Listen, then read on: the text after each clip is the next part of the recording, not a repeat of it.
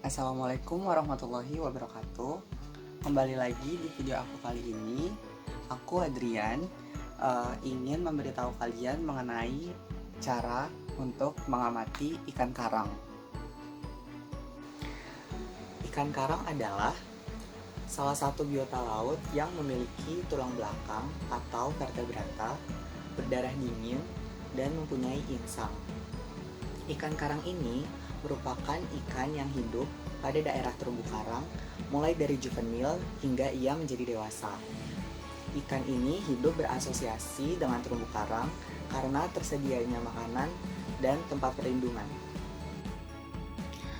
Kemudian terdapat peran terumbu karang bagi ikan karang. Yang pertama itu adalah untuk feeding. Feeding itu sebagai tempat mencari makan, karena ikan karang itu kan berasosiasi dengan terumbu karang tersebut. Kemudian tempat nursery atau sebagai tempat pengasuhan anakan. Yang ketiga adalah spawning sebagai tempat pemijahan. Kemudian aku akan memberitahu kalian mengenai pengelompokan ikan karang yang ada di laut.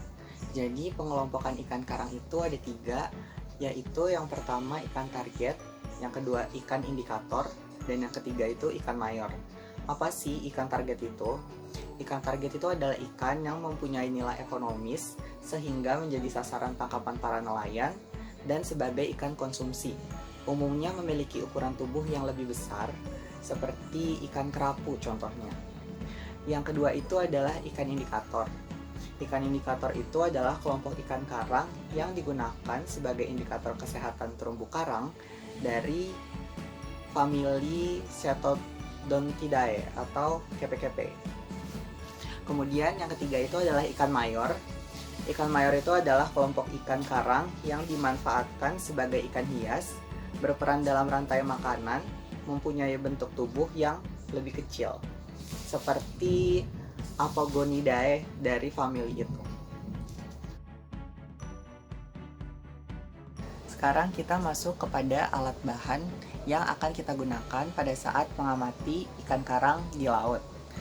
Yang pertama adalah roll meter sepanjang 50 meter. Kemudian ada GPS untuk menentukan titik koordinat. Kemudian ada kamera underwater yang digunakan untuk mendokumentasikan. Kemudian ada refraktometer untuk mengamati atau mengukur salinitas dari air sampel. Kemudian ada alat snorkel yang terdiri dari fin, kemudian masker, dan snorkel. Kemudian ada pH meter digunakan untuk mengukur keasaman di air sampel yang telah kita ambil. Kemudian ada botol berukuran 300 ml untuk mengambil air sampel. Kemudian ada termometer untuk mengukur suhu udara dan suhu air.